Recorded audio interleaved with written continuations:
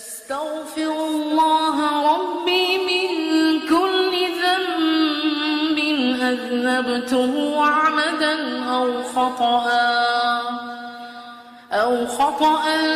سرا أو علانية